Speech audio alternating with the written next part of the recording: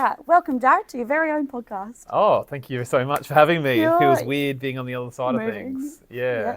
You haven't changed seats, though. No, I've officially worn this one in, so I thought I'd stick to it. You're in the hot seat today, though. Oh, okay, I feel like it. I'm not usually on this side of the camera, Yes, obviously. I know. But end of the year, so we thought we'd turn the spotlight on you for once. Beautiful. And talk to you about yourself. I know, I'm a little bit nervous. Yeah, it's crazy. It's so much easier, being the interviewer than the interviewee, but I'll try my best. Okay, well, that's good enough, I guess. Okay, thanks. As you usually do, you usually open this by asking whoever is in front of you about themselves and what their part of the company is. So why don't you start there? Yeah, sure, no worries. So my name's Jarrad Goulding. Myself and my wife started up the Local Guys. We currently have just airing on 50 franchise partners throughout Australia and New Zealand. The father of 3 kids under 4 years old, so we've got a really busy household at home, and obviously, running a international franchise now with 3 different divisions keeps us really busy at work as well. So very, very busy time of life. Gosh, and with your 3 under 3, you've just got a fresh third. We do, yep. Little Bella joined us 2 months ago on the weekend, so. Plenty of sleepless nights at the moment between the 3 of them, but it's been amazing. Good. So you've got 4 babies, the 3 kids, and the Local Guys. I do. Yep. No, absolutely. I won't ask you to pick a favourite. I was going to say, don't do that. But tell us a bit more about obviously what you do as part of the Local Guys. Obviously, anyone watching this will probably have a little bit of an idea of who you are and what you do, but in a day-to-day perspective, what is your sort of role here in the support centre? I have a lot of meetings. Yes, you do. Yep, I have a lot of meetings. I work very closely with the team at the support centre. So I've got 2 main roles, really. My first role is the growth of the franchise. So working with our divisionals and myself and the guys here at the support centre and girls at the support centre, and growing the actual brand itself. That's one element to what I do, and the other element is the actual franchise partners themselves, and ensuring their success and working closely with them in regards to brand standards and ensuring that their businesses are as successful as possible. So they're my 2 main goals within the business. Yeah.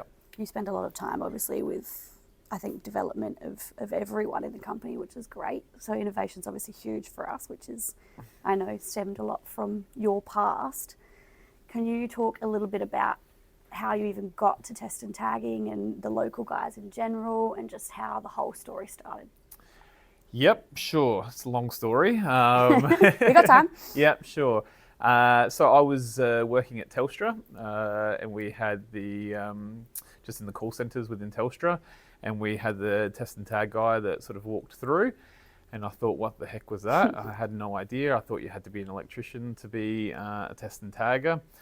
Sort of scratched the surface on that a little bit, and realised that you didn't need to be an electrician. So I thought it could be a good opportunity for us. So myself and my wife Stacey, we got into the business and started from very humble beginnings. I think, just first year we turned over $7,000. That wasn't profit, that was turnover, which was really impressive. But we were handwriting tags and just really had no clue what we're doing. To get licensed and test and tag is quite an easy process, but you're far from an expert after that licensing process. So just had to get in and learn, make a lot of mistakes and sort of have no idea what we were sort of doing, but you learn as time goes on, you learn. That was 11 years ago now. So obviously the process has changed dramatically. That's how we pretty much got started. It was just not through books, not through anything like that. I left school after year 10. I'm not a book smart person. I don't have an MBA. I have business experience through doing over a decade of doing business. Yeah. I think that's one of the things that we appreciate most about you here in the Sports Centre is you are fully entrenched in every element. So you know, like if something happened and all of us got sick, Yeah. I think you would be able to do it by yourself. But I'm very glad that you don't have to. Yeah, no, I'm very glad I don't have to as well. Yeah, I think the business has got to a point now where I think, you know, physically just wouldn't be possible. So I'm very glad to have a team around me. Outside of work, though, you've obviously got a few hobbies that you bring to the office sometimes. I do. What do you get up to when you're not behind the desk? Yeah, so I've got a couple of hobbies. I've got two that I'm very passionate about. So I've got golf. So I'm a very average golfer. So I think I'm a 21 handicapper golfer, which anyone knows anything about golf, it's not that crash shot, but I try. And I have a great group of guys that I play with, so I do that every week. And yeah, I very much enjoy that. That's my time for me to decompress. We've got a lot happening in the business and a lot happening at home, as we just sort of said. So that's my time to get away and sort of talk nonsense with the other guys out there and just, get out and stretch my legs for 4 hours a week. So I very much love that and enjoy that. The other thing that I very much enjoy is running. So I've gotten into that over the last few years. So I do everything from sort of 10K runs through to ultra marathons. I've got a 100K run coming up next year. Just completed a 70K run. So I think I normally have about 12 runs booked in, or marathons booked in a year. I got the Sydney Marathon coming up. I've got a bunch coming up. So they're probably my two things that keep my very active mind calm and settled. Yeah. You make that sound very easy, but marathons has only been a relatively recent thing for you. It has, yeah. So the last probably year and a half it's been the whole marathon thing. I lost a bunch of weight, about 40 kilos, 45 kilos. So I found it to be a really good. I don't normally do things in halves. No, that's so sure. that's normally my personality type. Is if I throw myself into something, I tend to throw myself into it, including the kitchen sink. So yeah, I guess that's kind of been the same sort of thing with running and running stupid distances and stuff like that. Yeah. My favourite thing's when you come in on a Monday and you're always like, how was everyone's weekend? And we're all like, yeah, did this. And you're like, yeah, just run 70Ks, no worries. We're all like, okay, cool. Yeah. Always, I just sat on the couch this weekend, but that's fine. No, it's fun. It's good. Done well. Speaking of your family, though, obviously this is a family business. You do have a fair few of your family members that are involved. Tell me about who you've obviously got around us at the moment. Yeah, so I've got. It is a family business, and we pride ourselves on being a family business. We say that anytime anyone joins the local guys, that they're a part of our family. We share everyone's information, and everyone's got my contact information. Franchise partners contact me directly all the time. So we pride ourselves on that, and we feel like that's one of our big points of difference that we're very proud of. But I do have some of my actual blood family working in the business. So yeah, obviously Stacey, who's been with me with this since the beginning. But I've got Sean and Renee, who run our pest control division. Sean's been my best friend and cousin growing up, and Renee's his beautiful wife. Nathan is come on, who's Sean's younger brother, has come on as a pest control franchise partner. He's been working for Sean and has now taken over his own franchise, which is really exciting. Yeah, so there's a bunch of us getting around, which is great. It's good though. It's fun when they all come in. Yeah. To see all the faces, and every time we see like a Goulding pop up, we're like, yep. Yep. But it's good to have them around. Yeah. Before, obviously, we go for a bit further back to your history. You obviously started the business and did all of that, but franchising, how did you get started in that element? Because that's obviously very different to starting your own independent business. Yeah. So we had the test and tag business going for a couple of years, and it was, doing good things. It was a great work-life balance and stuff like that. So we ended up deciding that we wanted to look into a franchise. So we actually got a Boost Juice, and we had an amazing experience with Boost Juice. They were a fantastic franchisor, and we ended up getting a second Boost Juice, which was fantastic, and learned a huge amount from them. In regards to franchising and how good franchises run and all the rest of it, and just had great. I couldn't speak more highly of them. Just a great model, great franchise partners, and just a lot of people working hard together to get a great result. We decided that after having a couple of juice bars, that we thought we'd take the next step and get into a restaurant franchise. We thought that's the next obvious thing. We know retail, we know hospitality, so we just thought, yep. We'll go for a really big 100-seater restaurant franchise. That one probably wasn't the best experience as far as franchising goes. That particular franchisor didn't have a lot of the same sort of support and setup, and a lot of the same foundation as Boost Juice. So we saw probably not the best side of franchising on that regard. So I think that, between having Boost Juice, where we just thought, like these guys just know how to run a business so well that we just couldn't sort of see ourselves doing anything like that. But then when we saw the other franchise, and they'd grown quite a big franchise, and they hadn't run it as effectively as they probably could have, we sort of thought, well, we've got this other thing sitting over here, which was a test and tag that we've had for forever. And it was great work-life balance and great money and service. That's why we always push service-based stuff, because, the profit margins are so high and stuff like that. The buy-in's a lot lower. So we thought, well, what we've learned over the franchising experience of these two other franchises, maybe we could look to franchise it ourselves, which at the time just felt like such a crazy thing to do, because it's just a test and tag guy on the tools. Like I was just, no one sort of special. And I just thought, like for us to try and do something like that just seemed madness. But as I throw myself into things crazily, we decided let's just do it anyway. I think Richard Branson said, "Screw it, let's do it." So I think we just sort of went, "Let's screw it, let's do it." We threw ourselves into it, and it was sort of the whole thing of, how do you eat an elephant? One bite at a time. But we just did that one bite at a time, and that's sort of where I got from there.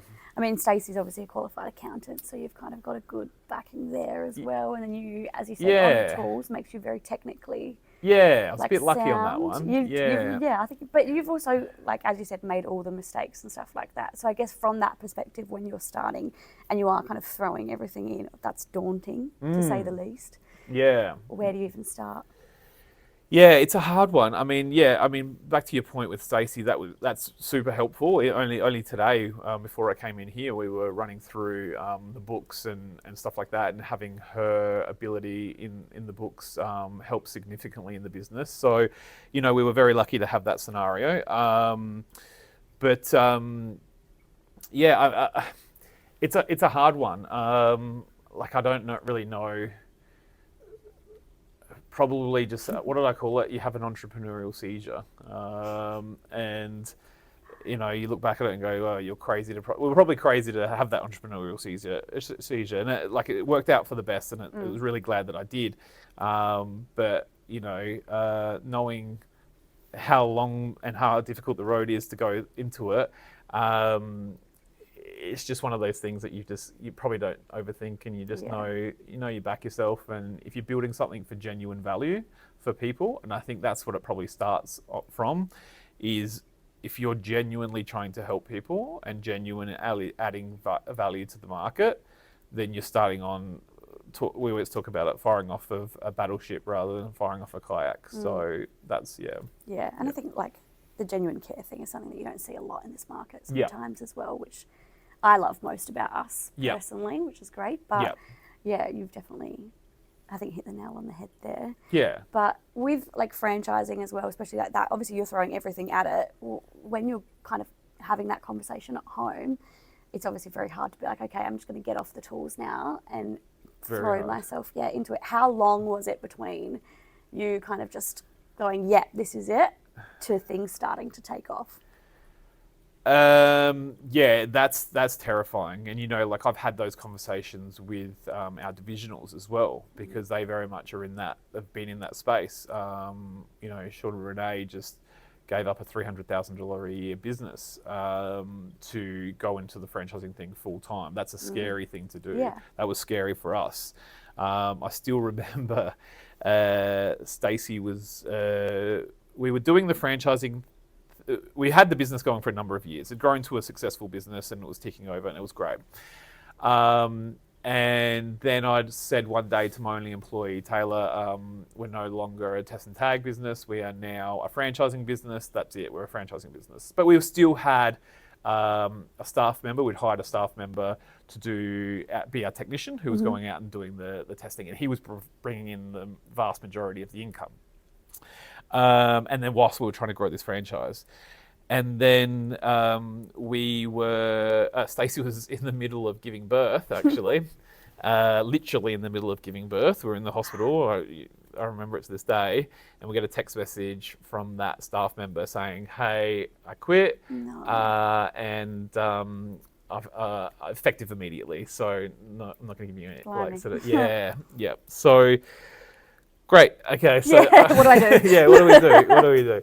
So, owning a business, like you're never at work, you're never at home, you're always on 24 hours a day. So that was a perfect example of we were, right in the middle of that and that happened. So that was terrifying. So it forced us to decide what are we going to do here.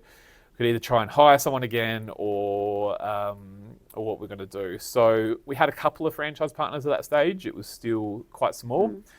And we just said, we're going to throw the hat over the fence. Then we were like, well, the hat's over the fence. We're going to make this thing work. Otherwise, we're stuffed, basically. Sink or swim. Yeah, sink or swim. So that's what we did, and then away we went. So and then the franchise sort of grew from there. Happened, doesn't it? Yeah, it does. It does. Yeah. That's exciting. Yeah. Looking at it now, obviously, as you said, we've got like about 50 of us internationally at this point, which is exciting. So we just brought on the first New Zealand franchise partner, which has been a really great experience. Dave. A lot of fun, yeah. Yeah. Dave. We love Dave. Shout out to Dave. Yeah. But I guess looking at the business now, obviously we're coming to, about 4.5 years. Yep. What are your 3 favourite things about us at the moment? 3 favourite things. I think number one thing is I love seeing the success of our franchise partners. I've seen people come in the door hating their job and just looking for something that's different because what they're doing just isn't getting them anywhere. They've got no work-life balance. They're not making enough income.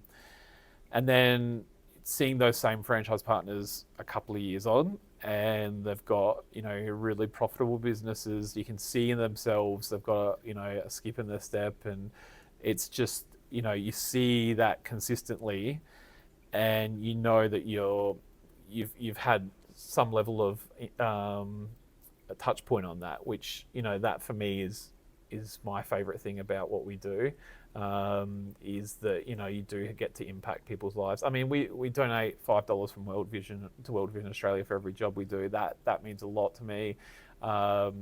There's lots of elements that we do that I think's really exciting, but yeah, there are a couple. Looking back on it now as well, like having come the last 4.5 or whatever now amount of years, is there anything that you'd look back on like yourself 4 years ago and tell you? Like, is there anything, advice you'd give yourself or anything that you'd kind of give yourself the heads up about? Not really. I don't think so. Going blind. Yeah, I think that you can paralysis by analysis. I think you've got to be careful of that. I think that action is a really important thing. So I think that it's never going to be perfect on day one, but what's most important is actually taking that first step. Yeah. So I don't think I would really. I think everything's unfolded the way it's meant to unfold. So yeah, no. I never sort of look back and wish you'd done this differently or that differently. Again, like I think if you've built something on strong values and on strong foundation, then everything just plays out the way it's meant to play out. Yeah. Good. Yeah. No mistakes is always the way. Well, mistakes I think help. Yeah. And you've made like a few. As many mistakes as possible. Yeah. I love mistakes. Mistakes are fantastic. Yeah. It's always handy when we learn from them anyway, because I feel like even in my time, like we've made a few mistakes, and then you see kind of the projection off the back of that. Yeah. And we always end up like with a twice as good solution Failing in the forward. end, which That's is good. yeah, Which is yep, nice because yep. we're, you know, thinking on our feet as we're moving through and learning as we grow. Which is I very think that's exciting. the problem. Like if you're too trigger shy and you don't do anything, I think it's better. What's the analogy? It's ready, fire, aim. Yeah. And I think that's really important because you're actually doing something and you're moving forward and you can correct as you go. So yeah. And there's a Phil Knight one that we have on the wall as well. Yep. Yeah. Yeah. What is it? The cowards never started. The weak died along the way, and that leaves us. Yes. Yep. Beautiful. And that Yep. is, as you said, on our wall, ready to kind of see it every day. Yep. Which is good as well because when franchise partners come in, they obviously see the sort of stuff that we've got up and about. You and I obviously get to speak to a lot of the new franchise partners that come in. We do. Which is very good and very exciting, and Yep. we really enjoy, I guess, that kind of part because we're getting to speak to people that are making like a really big decision in their life. Yeah. I think, like, from your perspective, like, what do you think is something that people should probably know before they get into the business, or things like that? What's the best advice that you can give someone that's looking at Looking at a starting? franchise? Yeah. Yeah. I mean, it's all your typical things that people would probably say. I'll see if I can add some good ones in there. So obviously, do your research. Talk to as many franchise partners as possible is a good thing. Think about it not just on the way in, but also on the way out. So, you know, is it easy to exit the franchise? If it's not, why is it not easy to exit the franchise? Like, the franchisor will know whether they've got a successful model or not. And if they make it hard for you to exit, is that a bit of a red flag because they know that it's not that great? Don't go for the cheapest one. Don't go for the cheapest fees because they won't have the budget to be able to do marketing and things like that. If they're spending money on marketing, it's a good thing because you would rather invest a little bit more into marketing and actually get a return on investment. See that they know their numbers, see that they know the KPIs, and you know, we talk about all the time of conversion rates and ATV and average transaction value and all those sorts of things. Like if they're geeking out on that stuff, they probably know their stuff. Yeah. If they don't, if they're not, then it's a bit of a concern. Track record's good, obviously, because it gives you a bit of an indication of where it's kind of going. I would say the main things. I think just like your gut feel will probably tell you a lot. It's like looking at a house for the first time. Your gut feel generally will, if you get that gut feel, then the market will probably get the same gut feel. So when they're trying to take on your services and stuff like that. But yeah, this is a long-term investment. It's not like buying a commodity where it's like, if I buy this can of peas, it's the same as this can of peas, it's just a different packaging. Buying a business or a franchise is not like that at all. The substance in the middle are very different. And you only know that once you open up the can and you start eating. So yeah. I think you often say as well, like you only get out what you put in as Yep. well. So I often hear you talking to potential new franchisees every day because Yep. you're on the phone speaking to these people that are obviously interested in doing something like this. Yep. And providing like advice and kind of tailoring that advice to them because you Yep. get to know their experience. Yeah. Speaking to these people, is there kind of like any, I guess, common qualities or things that you look for in like a good franchise partner? Yep, there is. There definitely is. I think that if you get someone who wants to reinvent the wheel, I don't know if franchising is suited to you.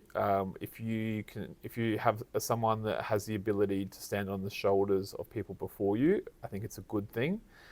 I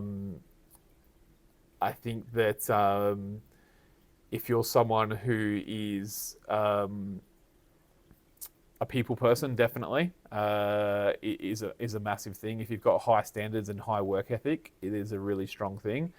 I think that those types of things is someone that will come in and it's probably someone who's looking at the opportunity is long-term minded. If you're someone that just wants to make $1 million in your first year, you want to go buy snake oil. If you want to genuinely grow something that's, you can sell off as an asset later, you can pass on to your kids, you can do whatever, and you're genuinely trying to grow something over the medium to long term, then I think that that's a good opportunity for those types of people. If you're just onto this thing and then onto the next thing, and you put in 5 minutes of work, and then you put in 5 minutes of work over here, and then you just keep jumping from thing to thing, we see those sorts of people, and we have to try and bring them, just get back to the path, get back to the path, get back. And some people are really good at that, some people are really bad at that. So yeah, they're probably some of the things I'd suggest. Yeah. Beautiful. Yeah. I mean, we do have 3 divisions, so obviously it's kind of finding the right fits for those divisions as well. I know that you often kind of will try and look at a person and their situation and provide them with the best experience in terms of what's going to be the best fit for them.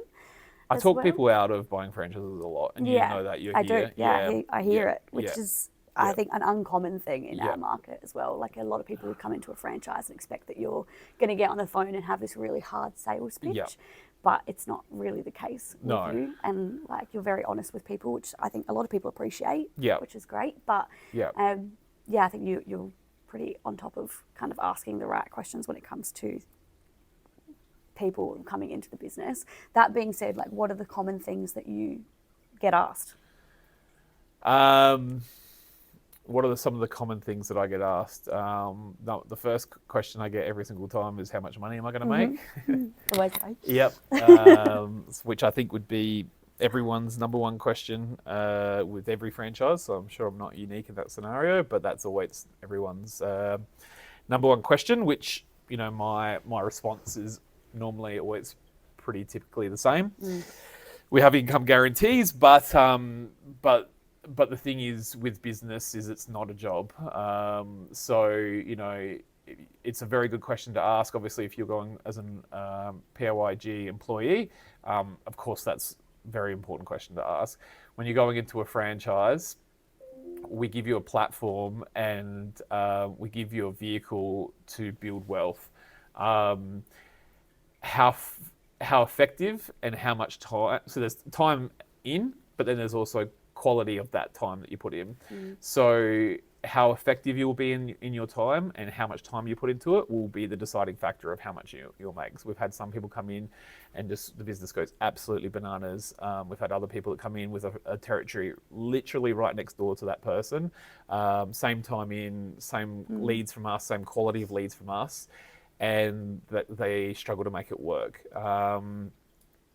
We've got a 96% success rate with our franchise partners, but how much money you're going to earn is really going to be determined on you. We give you all the tools, we give you all the training, we give you all the support and all the rest of it, but we can't be in there making you do stuff. So it's just a vehicle for success. How will you drive that vehicle? It's up to you. Yeah. I hear you say it a lot as well about like working the systems. Like, you come in, you work the systems. We've seen it happen, and we've seen it kind of work. Many times. And then the ones that obviously come in, and as you say, try to reinvent the wheel, I find, may not have the success that they want in the long term. But really kind of investing in doing your marketing and doing all of the things that we set out for you, I think we've built that. And I think there's nothing wrong with people coming in and putting their own. People have great ideas. We have an idea submission. We give out $25 discount codes for ideas we implement and stuff like that. So there's nothing wrong with ideas when we encourage ideas. I think the thing is when you're a brand new person to a brand new industry, I think that it's a good idea to get 12 months up and running with the people that have been doing it for over a decade. And then go, right, cool. Now I have an understanding of the industry. Now I have an understanding of how to be successful. And then, look, I've got this idea and I've got that thing. So I think that definitely it's great to get as much input. And we've had some of our best ideas from our franchise partners. But my advice to people would be, get your structure in, get you some money in the bank, get some things ticking over. Don't come up with a whole new pricing structure or a whole new whatever off the whim because you've been in it such a short period of time. Wait until you've sort of come in, you see the lay of the land, the blinkers come off a little bit and you see Yeah. everything, and then you add in your bit, which is normally really good ideas then. Yeah. Yeah. Speaking of kind of like coming on board and obviously getting your feet wet a little bit as well, just to throw you on the spot here, can you speak a bit about, I don't know if we've really talked about this before in podcasts, so I just want to make sure that we kind of touch on it, is the J curve, because Yep. that's obviously something that you will tell a lot of people and you speak a lot about in your trainings and things like Yep. that. Can you explain what that is and kind of the process of getting into a business? Yeah, sure. So it's kind of like the way I like to think of it is like a rocket ship getting fired off. They use something like 50% of the fuel getting the first few feet off the ground. So basically, what it means is that you're going to use so much of your time, effort, and energy in that first little bit. Your motivation will be the highest at the beginning. And that's why we try and implement really strong habits and stuff like that at the beginning as well, because whatever habits you form from the beginning tend to be the ones that you carry through, positive and negative. So we do a lot of local marketing things. We look at a lot of cross-sell, upsell. We look at getting to leads that come through in a really quick time frame, all that sort of stuff. Because we're trying to build those habits in from day one to assist them with the conversion rates and that side of things. But what will tend to happen is, it doesn't matter what venture you go into. It might be learning the guitar. It might be, taking up golf. It might be doing anything. After you get in and you're all excited and all the rest of it, and the excitement wears off a little bit, you get a dip, and that's part of the J curve that goes down. And then all of a sudden,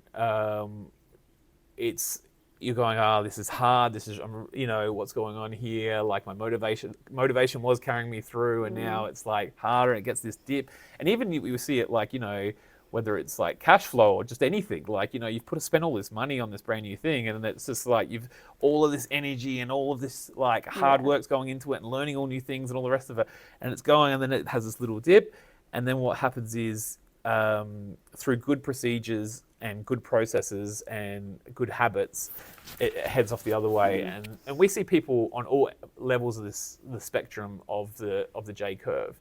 And our goal and our job as a support center is to guide them through that J curve and to get them to the other side. And they end up on this other side and they grow this big business, and it's really great. And we've got franchise partners that are at all different spots on this J curve. So, and what our goal is, because down that bottom part there, we call it the valley of death. And we're trying to stop as many people from falling off in the valley of death. So it's like you're learning guitar or whatever. Oh, this is getting really hard now. Just quit and just leave it. But if you can persist through and you get through that little bit, then all of a sudden you've built those habits, and then you start to get good. And then, I can actually play one song. I can actually do this. I can play a few songs now. All of a sudden you fall in love with playing guitar. And then you've got a lifelong thing and a really successful part of your life. So that's our goal, is to assist our franchise partners through every element of there. And that's what we do. And we highlight to all of our franchise partners at the beginning of the J curve, so that they're aware of it. We have a video that they watch and everyone goes through and they've all got access to, so that they can identify where they are, not panic, and just get themselves through that bit. And then, the other side's a really exciting spot.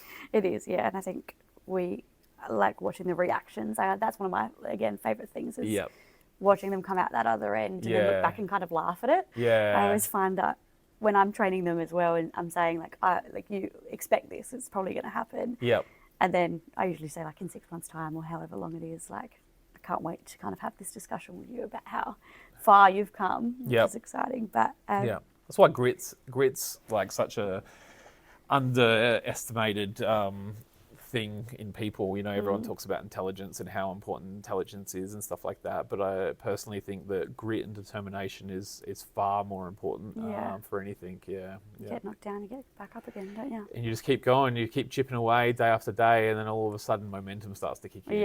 And referrals kick in, and before you know it, you're doing these crazy numbers in this business, and life's great, and you've got to turn yourself off the leads because you've got too much going on and all this sort of stuff, and it's a really good place to be. And then you've just got this fantastic asset that you can do whatever you choose to do with. And we're in a good industry. I think all three of the industries that we're in are very handy in that aspect, because it's not like, we're crazy rushing around. Like, a lot of the time planning it out is beneficial for the guys, because they've kind of got a lot of area to move and kind of plan things in place. It's a repeat business, so things just build, which is great for them. And like, I think that's one of the main reasons why things get so like on that projection out of the J curve. Yeah. After that first year, it's just hunky dory. Yeah. Really, isn't it? Yeah. And that's the thing, like, and that's why we recommend a lot of the stuff we recommend in their onboarding and, reaching out to whether it's, real estate agents or whatever. So you've got another referral base over there, and you just Sparkies. Sparkies, or, just whoever. We've got a long list of different people that are complementary that work with you, and then all of a sudden it just sort of starts to hook. And then it turns into this big thing. So that's our job. That's what I know we both take very, very seriously, is when they're in that early stage and they don't know what way to go, is we give them that guidance and show them what to do, and then go from there. Watch it happen. Watch it happen, which is great. Well, we've watched a lot of stories come to life. We've got a lot of people in our business that have got great stories. Yep. What's your favourite out of this whole thing, of everything that you've done in the last 11 years? Have you got a favourite story of something that's happened? Yeah, I mean, there's like a bunch of stories. I mean, there's heaps that come to mind. Bringing on our first franchise partner was a really great moment. Put a lot of faith in me personally. Sitting in a little tiny office with one employee, and it was about the size of this small area here, and had faith in me for some crazy reason. Expanding out to 2 other divisions, which was fantastic. Now being an international franchise was another massive milestone that was incredible. I think giving back to World Vision, winning, we just found out we won 2 more national awards for business and excellence. So, there's been a lot of like milestones that are sort of pinch me moments, and it's happened very, very quickly. We've grown to this really large, beautiful office now with a big team, and it's like you pinch yourself quite often, but I just try and do the respect to the business and to the team and to the franchise partners as much as I possibly can. And I think that's what all you can do, is if you put your head on the pillow at the end of the night and know that you've done everything for everyone you possibly can, then I think that you're on the right track. Yeah. Beautiful. Yeah. Well, I've got a couple more personal questions to wrap this up. Sure. Business and personal, but very classic me questions. Yep. Sure. If TLG was a movie character, who would we be? If it was a movie character, who would it be? That's a really good question. I think it would have to be actually Rocky Balboa, because no one expected it. No. Do you know what I mean? No one expected. He wasn't meant to win. No. Do you know what I mean? So, but he just outworked everyone. Like, that was his thing. He just grinded it out, and I think that it's not difficult what we do, but it's very hard.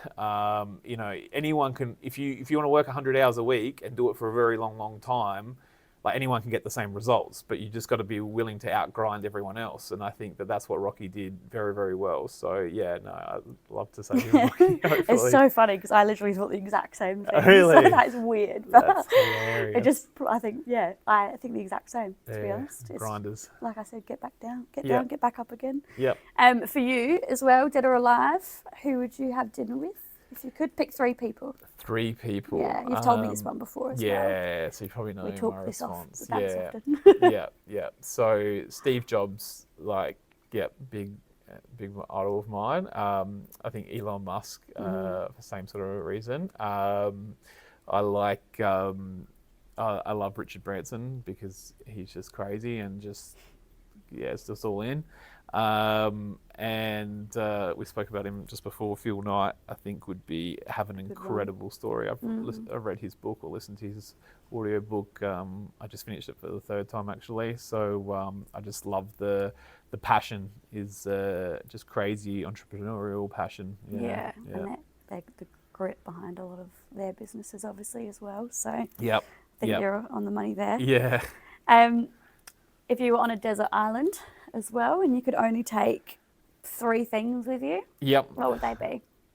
And you can't say like water or the normal stuff. Can't pick those. Life's busy at the moment. I'd probably take a. Golf club. Yeah, it's good. I'll take a golf club, a hammock, and some music, and just Chill. Just take some Turn off. time out. Yeah, no screaming kids at 3 a.m. No But we crazy love them. business. Yeah, no, I'd take some time out. You just, can't turn off though. So no, I don't know I'd how struggle. you Yeah, would- I would. You'd struggle. last maybe 10 minutes. Yeah, maybe a fishing rod just to keep me going. Yeah. Describe TLG in 3 words. 3 words: passion, family, and we push a lot. We're Pushes. yeah, we push. There's got to be a better word. Innovation, maybe, for that one. I think that those 3. Yeah. Yeah, So you're about to quote Mean Girls then. Stacey will know haven't that seen it, it's reference. fine. No, Stacey will know that reference. I get hit with those all the time, and I just look at her blankly. So I don't know what you're talking about. Well, I'll make you watch the movie. Yeah. All right. Well, to wrap things kind of up, we're coming to the end of the year now. It's in Yep. December. What's the plan for next year? What have we got on the agenda? Yeah, we've got a lot. I've always got a lot on, Yeah, as we you do. know. Yeah. I'm very lucky. I've got a team that puts up with a lot of me pushing ideas out constantly. But we've got all new websites coming out. We've got we're upgrading our LMS, so our learning management system is getting upgraded, which we're super excited about. We've got some new services that are coming out, which will be, Hush. yep. We've got plenty of growth coming in. We've got some new management stuff going on with our divisionals, some high level support for them, which we're really excited about. So yeah, no, we're heading in a really good direction. I think that we're gearing up for a big 2024, which is really exciting.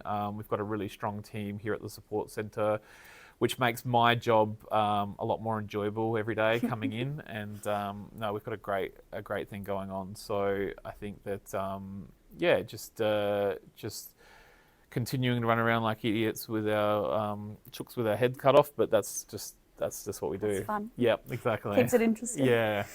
Well, that's pretty much all my questions. Thanks for being in the hot seat. No, thank you. I enjoyed it. That wasn't so scary after all. I appreciate Yeah. it. Yeah. I feel like being in the interview is hard. I commend Good at you it. now. You're good at it. So you've done well. Yeah, thank you. Anything else that you want to wrap up and No, send out? no, I think don't you've think said so. all. No, just I think that's it. Well, Merry Christmas, you filthy animal.